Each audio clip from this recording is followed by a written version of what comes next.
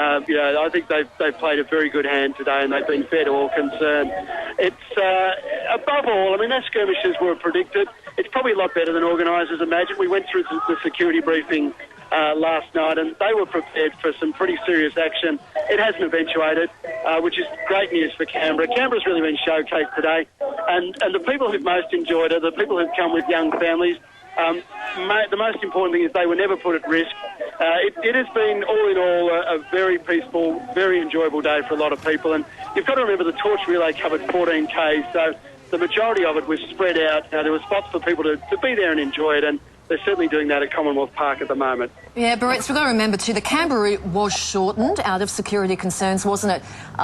It came within about, a couple of 100 metres of the Chinese embassy. There were crowd barriers right along the route, with the federal police, of course, jogging alongside. I think the original security budget's something like $900,000, now around $2 million. But all in all has gone fairly peacefully, and you say there's a great atmosphere at the park where everybody's gathering now. Yeah, but the great thing is too, a lot of this torch relay is actually run, designed and managed by Australians. It's the team that rolled on. Important landmarks.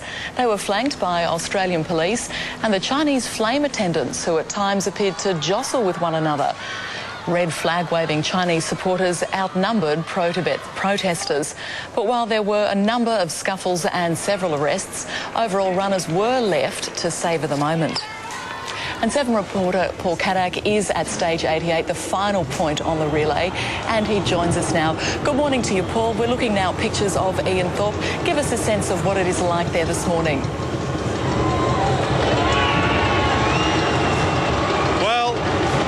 Just listen to that. I think that gives you a pretty good sense.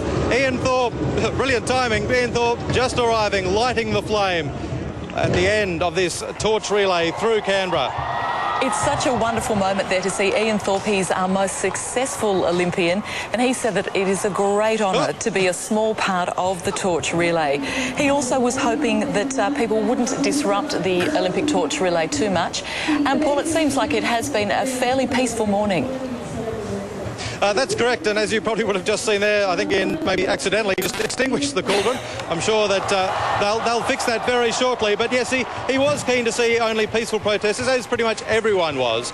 And there were lots of protesters. There are still here thousands of pro-China supporters. We have seen lots of pro-Tibet supporters. There's been lots of noise. There have been quite a few scuffles, though, as the two groups got together. Police tried to keep them apart, but they were simply outnumbered by them. But there has thankfully been no serious incidents. There have been some people arrested, but no serious incidents, and thankfully no one hurt.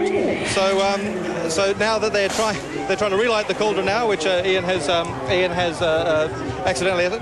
So it is now the end of the torch relay. It was, of course, sporting great Ron Clark who lit the cauldron in Melbourne in 1956, who handed the flame to Ian Thorpe, and now Ian Thorpe has lit the flame here, and this is the final end of the Canberra torch relay. And Paul, there are some of the Chinese flame attendants attempting to relight the torch.